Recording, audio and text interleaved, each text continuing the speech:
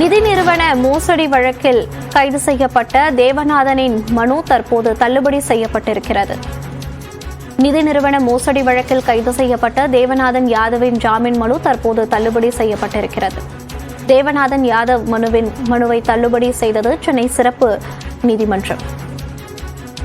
இதுகுறித்த கூடுதல் விவரங்களோடு இணைகிறார் நமது செய்தியாளர் மதன். வணக்கம் மதன், இது குறித்த விவரங்களை பதிவு பண்ணலாம்.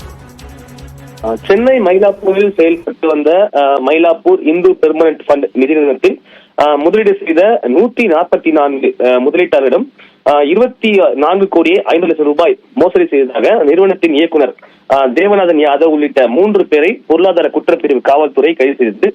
இந்த 3 பேருமே ஜாமீன் கேட்டு சென்னை சிறப்பு நீதிமன்றத்தில் மனு தாக்கல் செய்தார்கள். இந்த மனுதான் இன்று நீதிபதி மலர் வேலண்டினா முன்பு விசாரணை கொண்டது.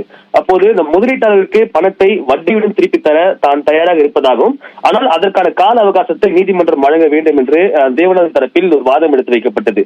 ஆனால் பாதிக்கப்பட்ட தரப்பில் இந்த நிதி முறைகேடு தொடர்பாக காவல்துறை விசாரணை செய்ய வேண்டும் என்பதால் அவருக்கு ஜாமீன் தற்போது வழங்கக்கூடாது என்று தெரிவிக்கப்பட்டது. அதே போல காவல்துறை தரப்பிலும் இந்த வழக்கில் ஒரு நிறுவனம் உள்ளிட்ட 5 பேர் மீது தற்போது வழக்கு பதிவு செய்யப்பட்டுள்ளது. மேலும் தற்போது ஒரு தலைமறைவாக உள்ளார். இதுவரைக்கும் 800க்கும் மேற்பட்ட புகார் வந்துள்ளது. ஆனால் தினமும் கூட புகார் வந்து கொண்டிருப்பதால் ஜாமீன் வழங்கக்கூடாது என்ற ஒரு வாதம் எடுத்து வைக்கப்பட்டது. அனைத்து தரப்பு வாதங்களும் கேட்ட நீதிபதி தேவநாதன் யாதவ் உள்ளிட்ட 3 பேர் தாக்கல் ஜாமீன் மனுக்களை இன்று தள்ளுபடி செய்து உத்தரவு பிறப்பித்துள்ளார். விவரங்களுக்கு நன்றி மதன்.